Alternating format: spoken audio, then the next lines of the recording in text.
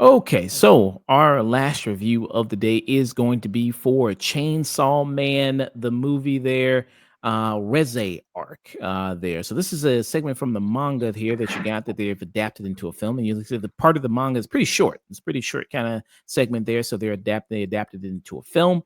It's out in theaters right now. What is this about? So if you are not familiar with Chainsaw Man's game, I guess I'll try to tell a little bit about it. Let me know if I go, if I'm off here. So you have this society of people here, these devil hunters there, and there's different divisions of the devil hunters that you have, and then but you have a special division of devil hunters that consist of people who are hybrids of a mix between humans and devils, which you have Denji, who is one of those hybrids there, but then you also have people who just are straight out devils there, who have a contract with the people there, the humans, to work for them to kill other devils.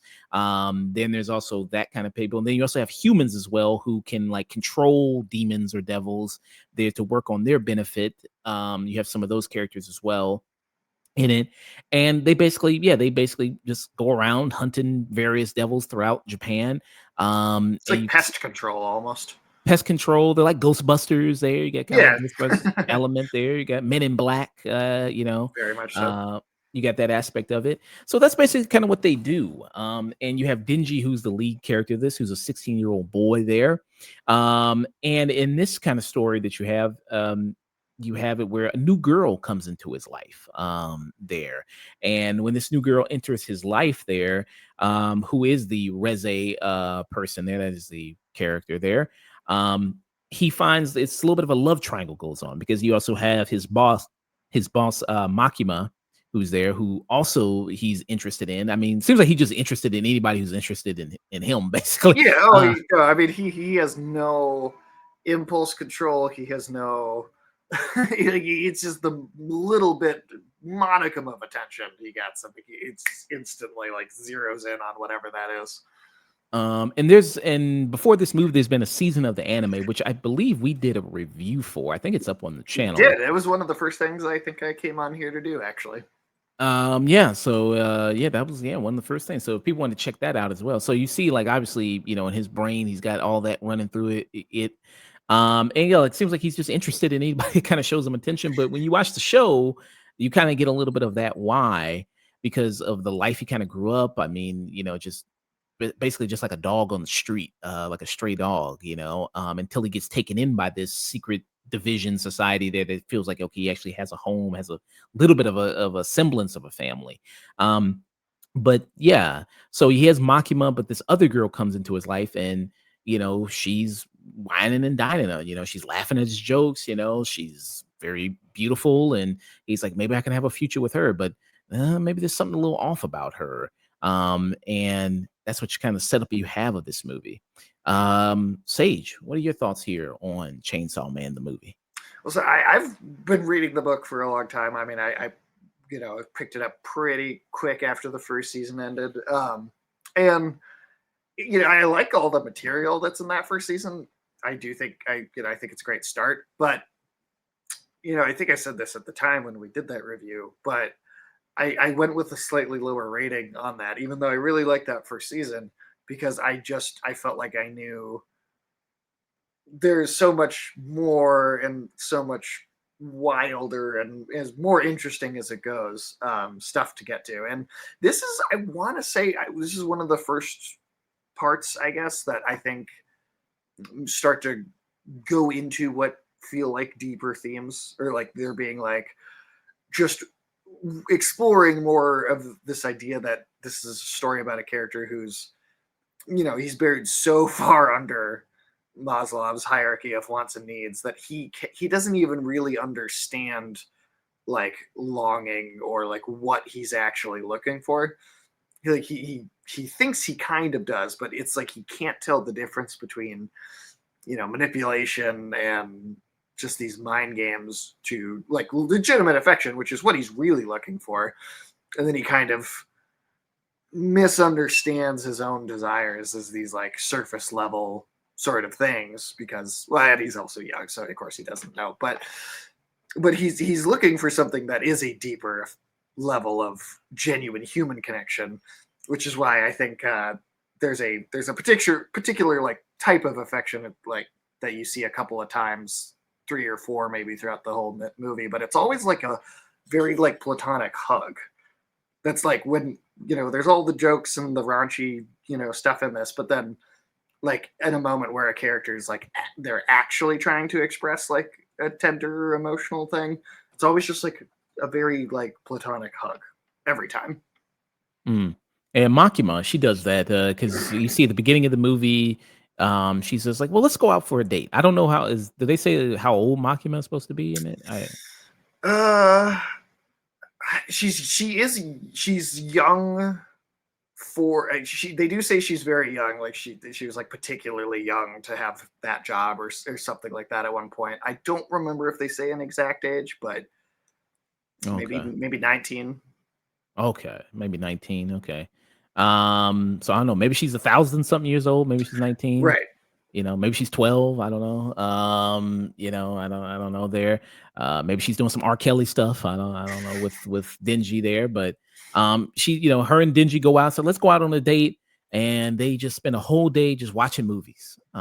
Which is, I mean, probably not the best date there. I mean, if you know what a movie consists of, it's just kind of sitting there in silence for a couple hours. But they And a lot more than a couple hours because they go see 10. they see 10 movies there, and then but in between the movies, they'll go to like I guess a coffee shop across the street or something, and they'll Complain sit about them.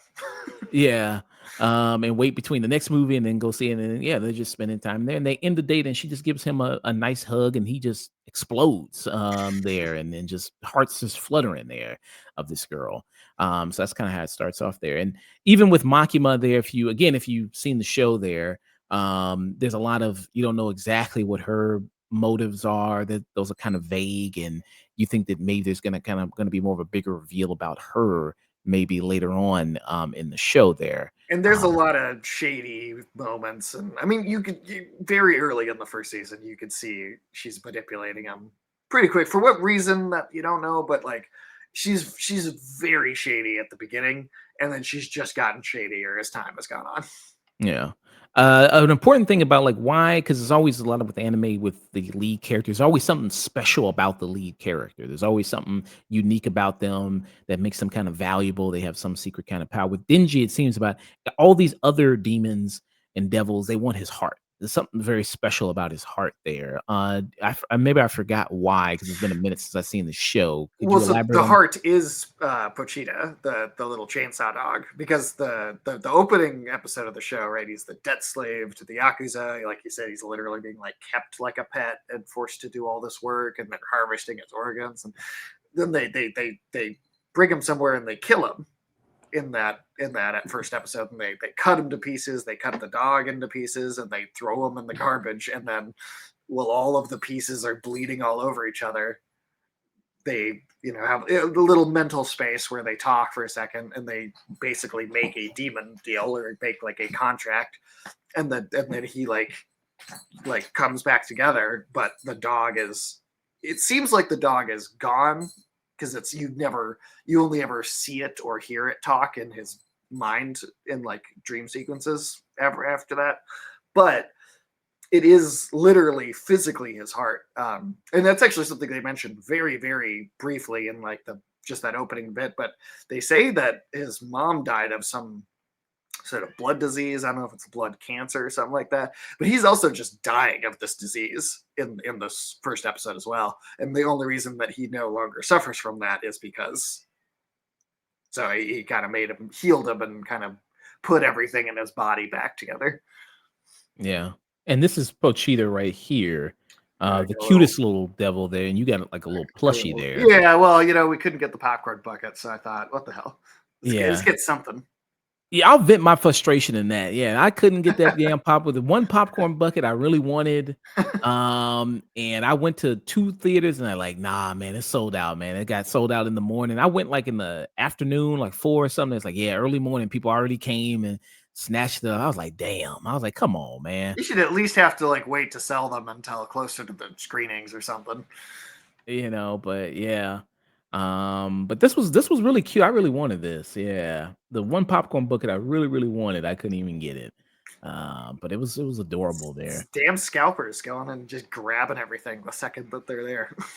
So this was the one in America. So you get the Pochita one, or you can get his actual head in Japan. So there. Which one do you think looks the best there? I think you. I mean, I think the Pochita is cuter, which I would want that one more. But the head does look like it might be like higher quality, like plastic, or just like in terms of the paint and stuff on it. Yeah. I don't know exactly where you'd put the popcorn in it. I guess put the like in the back right here, I guess. And It must just pull, yeah, like a drawer or something must pull out of the back. yeah. A lot of these popcorn buckets are not the best for putting popcorn. I mean, but Very few of them. the good novelty though to have. But yeah. Really, the Dune one is mostly the one people are eating out of. Yeah, or doing some other stuff with it there. Um, Eating out. I don't know. but that's what you have. So a lot of people want his heart. Is kind of what a lot of people want. Yeah, There. there's something about the chainsaw devil, which is what Pochita is. There's something about him. The thing is they don't. Denji's not even special, right? Nobody wants him for him, which he says at one point in dialogue. It's like nobody ever wants me or whatever. But he is sought after because of something that's really not even him. It's like alien to his body. Yeah. So we don't know exactly yet why exactly that's so valuable there. We don't know exactly that, but it is. And a lot of it is people kind of always going after it. Um, but yeah, a lot of this, I mean, you watch the trailers for this and you see all the amazing action, and it is glorious action. I mean, it's orgasmic almost when you actually see the final third act of this and everything's going off. I mean, poor Japan. I mean, it's getting destroyed. Like, I don't even know how it's a city left there. What they do. Yeah, I guess part of it's just they're so used to this. It's almost kind of I just heard someone else put it this way, like superhero logic, right? Like this world is just this happens all the time. It's not like the demons and stuff are like hidden from the public. Here it's everybody's aware of this. It's public knowledge. It's kind of always been that way. So maybe people are just so desensitized. It's like Dark Side invading Earth, every couple of months. They're just like, Yeah. again with this now. Yeah. It's just like, yeah, just like any other comic book universe. Yeah, you just kind of get used to it. But yeah, I mean, because the one villain in there where you see in the trailer, the bomb devil that we see who causes all this damage and her ability. So a lot of these devils have like a specific ability or things like that, like the chainsaw devil or the bomb devil. And, like, their ability is just to, well, set off bombs. I mean, that's kinda what they're doing. I mean, they're like the USA. I mean, they're just dropping bombs everywhere in all this city. It's a great effect, there. And Um what a great character design too. Like the grenade, or bomb head of the whole look, and like almost xenomorphy with the shape, and the dress made of like dynamite, and the gloves are like it's like the gloves are like all wick. Like they're like it's like wick wrapped around. I think it's a really striking image. yeah, so this is it right here, and you can also see people kind of thirst trap as this character as well, if you wanna see that as well there. But yeah, so, like, the devils, they have this thing where they kinda pull a do all the devils do that? Like, pull some type of cord or something to activate their So powers? that Or is so that that is unique to the hybrids, which we haven't seen very many of them. There's Denji, he's a hybrid. There's the katana guy that was in the first season, and then now there's the bomb double. So those are the only three hybrids. That really means that like they say bomb devil when they see her, but that what that means is that she's like Denji, where like this is a human person who melded or fused with the devil, and the human personality took over and became dominant and has access to the abilities. Mm. So she's like exactly the same type of thing that he is, which is again we've only seen three of those total. So that's like very unique in this world, very different. So you've got the like power, right? That's a devil trapped in a dead human body. So it's the devil's personality, and it's just a human corpse she's walking around in. But this is like these two are that is the human being as the dominant part of that person. Yeah. So, yeah, you have all this kind of amazing action, but it seems like also this sweet kind of also romantic story in that. Well, I mean, what do you think about a lot of that stuff? No. I mean, I think that's one very important. The slow part of this to setting up when it does go crazy. There's like you understand what's happening and why, and there's some investment there. But I think all that slower kind of romantic subplot, it's all just we're going through again. It's that Maslow's hierarchy of wants and needs thing where it's like we're going through like the full psychological pyramid of all the like wants and needs of a person and like what level of your psyche that you're feeding. And the opening of this series, the first season, is mostly about him being just obsessed with just pure physiological needs, right? Like not even being able to think beyond that first sort of layer of it.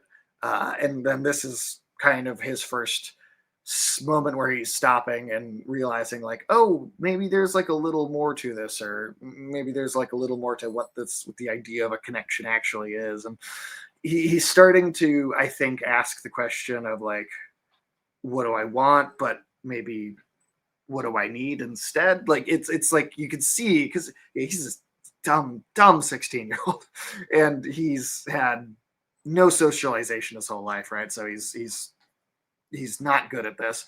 But you're seeing the gears starting to turn in his head that maybe his perspective has been limited, and how he understands these human relationships is just not quite what they actually are.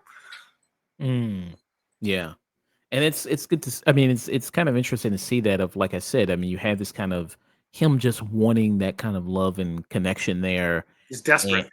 and desperately, yeah, there, and obviously being 16, at the height of kind of those emotions there, and having this woman kind of come into his life who is able to say all the right things and have the perfect type of meet cute that you would want because they first meet when it's raining and then he's in a phone booth and she runs into the phone booth. You know what I For a mean? Like, second during that scene, and I read the manga years ago, but because I watched Companion recently, I was thinking about the meet cute in Companion oh with yeah, the because it seems so perfectly staged. perfectly manufactured, Yeah. something you would tell somebody like, "Oh yeah, we met, this and everything like that." Yeah, so you have that kind of moment in it. And yeah, and I think, it really is that's kind of great to see, you know what I mean, that type of storytelling there, especially for a lot of you think a lot of the audience of young men that's watching this anime there. I think that's it's kind of great to see that for them. Exploring it throughout the rest of it. Um did you have any real weak spots with this movie at all? Um. Gosh, the manga for this is about only like a volume of book that this is adapting, and it's just that very next story arc. And I really liked it reading it the first time, but I think it's something that I've also enjoyed more in hindsight with like more like layers deeper into the series. What'll come in like season two and stuff. Um, and to be honest, I think it's even better. This is going to age really well when you come back and think about it after season two. I don't have too much in the way of complaints. Like, I mean, if you've got epilepsy, don't go see it in the theater. That's like really my harshest criticism here. Did you see it in IMAX or did you see it in I saw it Dolby? in the Dolby Digital with like the super intense sound, and I thought because the color I think really popped on that screen. Yeah, oh yeah, when you see the final battle, all the stuff happening, and I mean, shout out to the animators there with this one. Yeah, I mean, I'm good that their families didn't see them for a few months there because this has really worked really well here. A lot of the gorgeous animation that you see in it. That's pretty fantastic. And like the art, this even when it's not the battle sequences, like the scene where she teaches him how to swim, that's beautifully well done. Yeah. There's a And lot that's of very quiet, very like just tender moments in it. yeah, like the fireworks, like there's a shot of the fireworks that looks really good there. A lot of the great moments like that.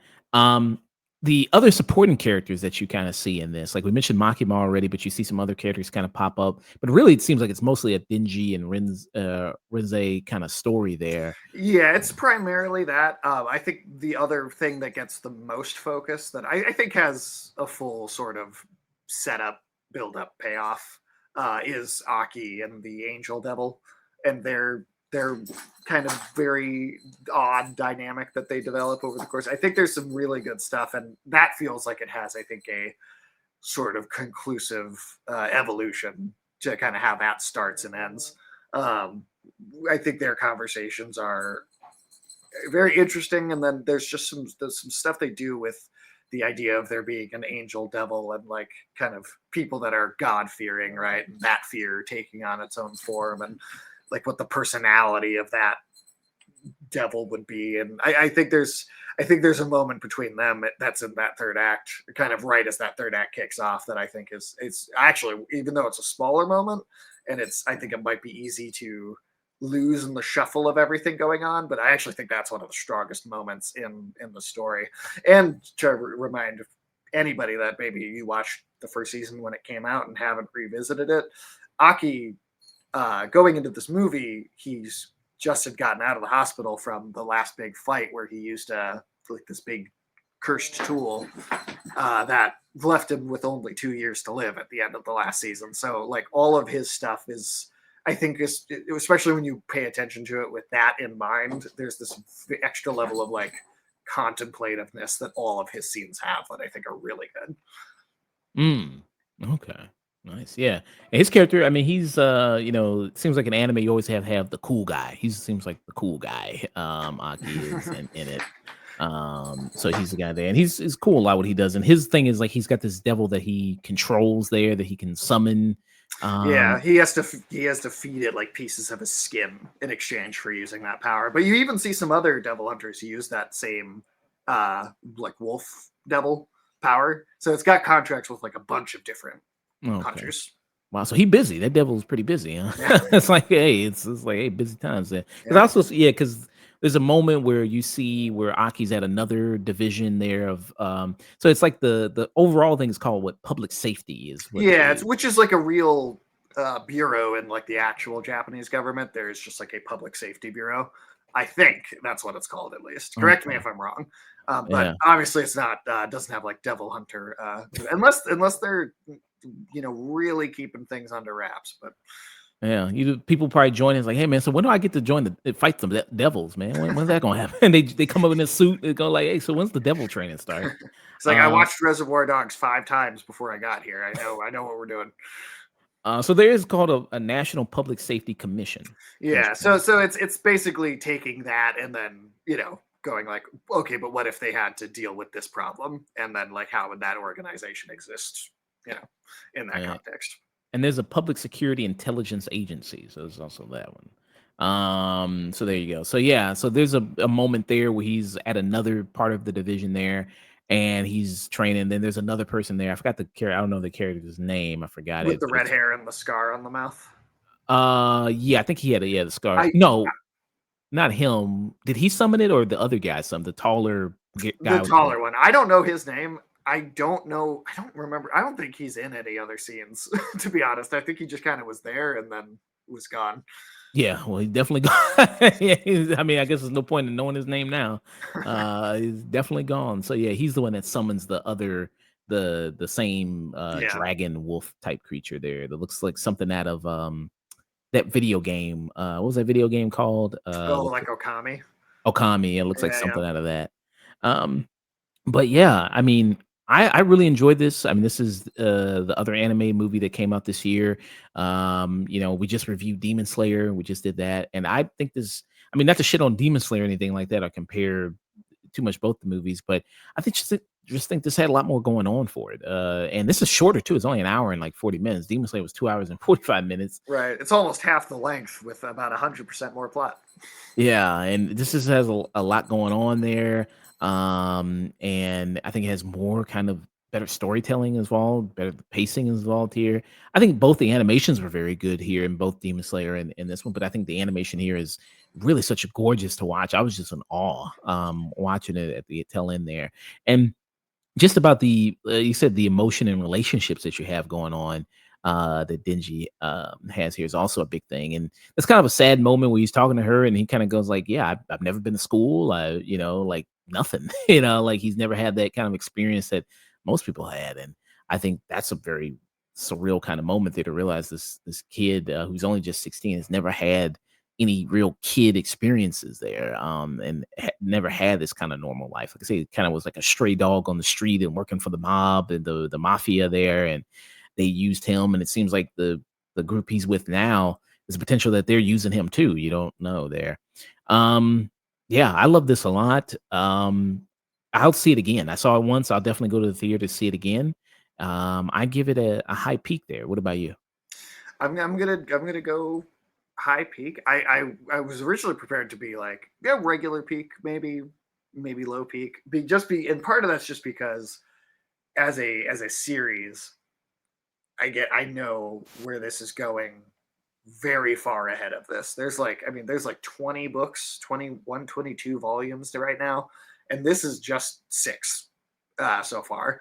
Um, and so I want to say she's like high peak. The animation is pushing it higher too because the animation adds so much to this.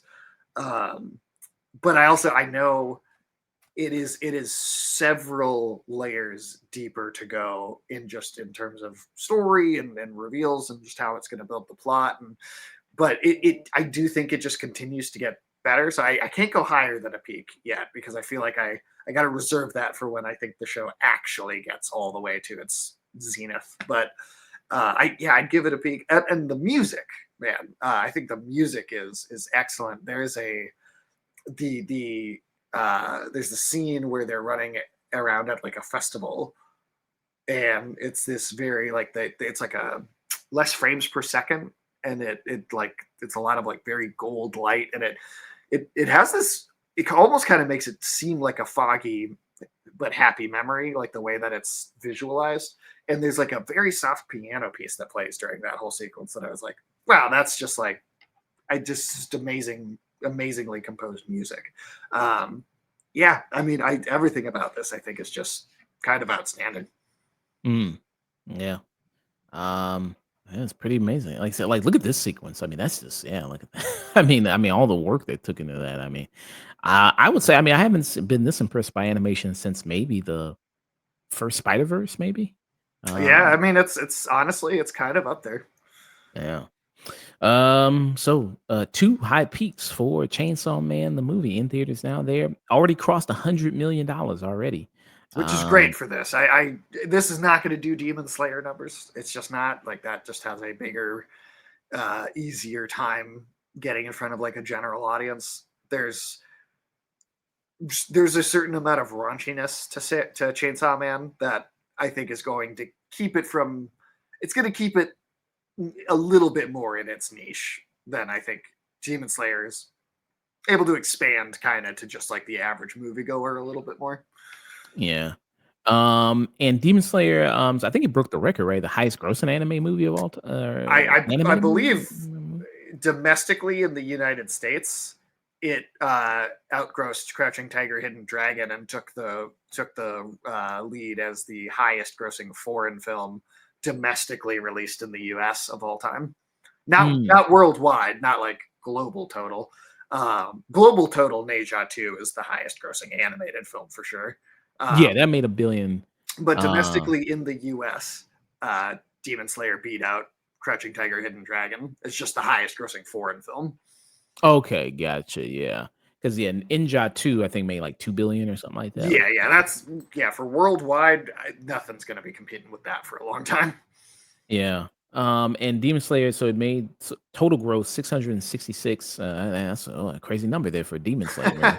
1,778,886 for that It total beat gross. Superman at the box office. It beat Superman. Yeah, people like anime more than Superman. There. I think domestically, did it gross higher than Superman domestically? I don't I think don't know so. about I know domestically overall it did better. overall, but I'm not sure about domestically. Let me see what the domestic box office for Superman was. Demon Slayer had a domestic of 132 million. Okay, So domestically, it crushed Superman crushed it. So it had domestic of yeah. 354 million. Well, better. It's a hometown hero. You better do. I Well, mean, there you go. Superman So better do it better. still had a win, you know. Yeah, but man, I definitely just talking about it. I definitely want to see Chainsaw Man again. Just you saw it Does it? twice. Yeah, and does it make you want to rewatch the first season at all? Yeah, I'll probably rewatch the first season there. I'll probably rewatch that. When's the second season coming out? It hasn't been like officially announced properly yet, but I'm guessing it'll I'm guessing they'll announce it in the next year or so. I think with Chainsaw Man, they take their time a little bit more than they do with other franchises. There is a sort of unique situation here. Typically, when an anime happens, right, the manga publisher and maybe investors and some, maybe even some independently wealthy. I don't know exactly who all gets to be on it, but usually what happens is with the manga publisher, then they'll do like a committee, and then that committee will put a contract out to the animation studio. Animation studio picks it up, makes the show, right? But the MAPPA studio is themselves on the committee that makes the contract for Chainsaw Man. MAPPA was like, very early, like, we want to adapt this before anyone else even has a chance to. Like, it wasn't being pushed for an adaptation yet, I don't think, but they were like, no, no, no, we want to do this. And so they made it happen a little sooner and got involved on that level. So usually those the periods of time that these teams have to make this stuff is so short. Part of that's because there's this committee that's then contracting the studio, and there's these like layers between. But with Chainsaw Man, the animation studio's on that committee to begin with. So like that's why like the first season of Chainsaw Man had a different song and piece of animation for the end credits of every episode in the season. Like you don't, that's not something normally you see. Like these production schedules are way too tight for that type of thing. But I think Chainsaw Man is kind of a special treatment passion project. Mm, okay. So it might take a little longer than most other shows to get that season 2 announcement, but you can be damn sure it'll be worth it when it happens. Yeah. I think Chainsaw Man might be new favorite anime right now, I think. It's my favorite out of everything currently airing. Yeah, out there. So that was our thoughts. Chainsaw Man the movie.